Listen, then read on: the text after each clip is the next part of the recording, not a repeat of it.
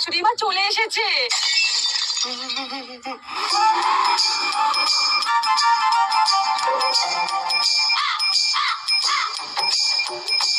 কিরে কোথায় গেছিলি আর বৌমা কই? মা, ওর মায়ের শরীর খারাপ, তাই দেখতে গেছে, একটু পরেই চলে আসবে। ওপরে যাচ্ছিস কেন? খুব গরম লাগছে, একটু প্রাকৃতিক হাওয়া খাইগা।